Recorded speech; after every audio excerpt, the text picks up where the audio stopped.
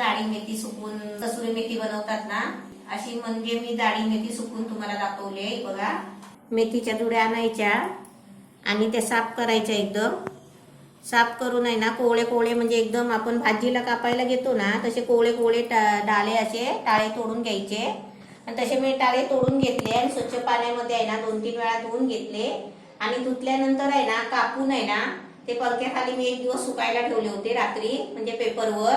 आणि ते पंख्याखाली सुकून झाले ना की मी सकाळी आहे ना ताटामध्ये आणि अशी सुपामध्ये आहे ना अशी पातळ पातळ करून अशी सुकायला ठेवली होती. म्हणजे 2-3 दिवसामध्ये आहे ना बघा एकदम चक्काचूर झाला. म्हणजे चक्काचूर म्हणजे तुम्ही म्हणाला तर चक्काचूर काय बोलते काकी, तर एकदम म्हणजे कुरकुरीत झाली आहे. याची अशी कसुरी मेथी आपण कशी थोडीशीच घेतो ना, मग ती अशी चुरून टाकायची.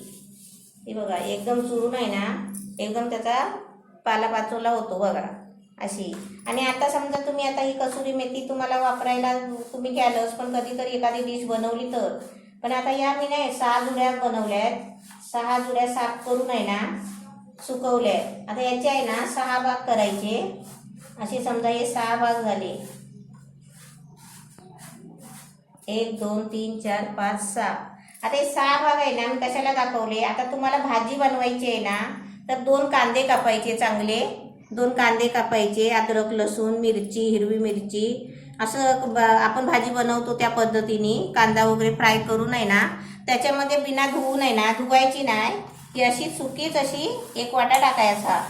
म्हणजे समजा ही 1 जुडी भाजी अशी आपण अशा प्रकारे आहे ना अशी मेथीची भाजी जशी आपण ओली बनवतो ना तशी सुकी पण भाजी आपण बनवू शकता. त्याच्यासाठी मी तुम्हाला आहे ना हे 6 जुड्या मी सुकवून दाखवले. आणि कसुरी मेथी म्हणजे तुम्हाला आता कसुरी मेथी जर कुठल्या पदार्थाला पाहिजे असेल ना तरी पण तुम्ही ह्याच्यातली घेऊन वापरू शकता अशी थोडीफार. असे मी अनेक पदार्थ मी सुकवून दाखवले आहेत, घेतले आहेत म्हणजे सुकवून. आता तुम्हाला व्हिडिओ अपलोड करायचे आहे. आपण चांगला पॅक डबा बघायचा आणि डब्यामध्ये आहे ना सुरक्षित भरून ठेवायची, म्हणजे मुंग्या वगैरे लागणार नाही, घाण जाणार नाही, कचरा वगैरे.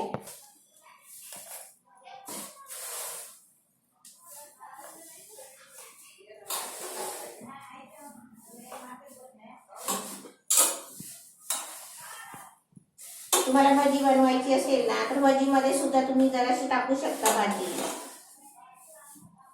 आणि कधी पावसामध्ये समजा भाजी पेटत नाही त्या टायमाला आपण 1दा-2दा करू शकतो. अशी सुकवून ठेवायची थोडीफार, म्हणजे 2-3 जुड्या सुकवून ठेवले तरी म्हणजे चालतात आपल्याला, म्हणजे कामाला उपयोगाला येतात, टिफिनसाठी म्हणा कशासाठी.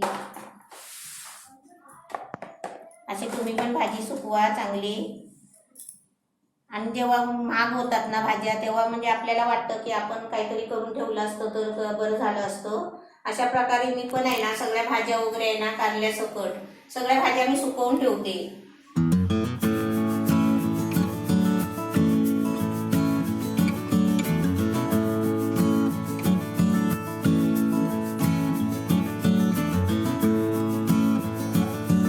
नवीन रेसिपी पाहण्यासाठी लाईक करा, सबस्क्राईब करा आणि ही घंटी वाजवा.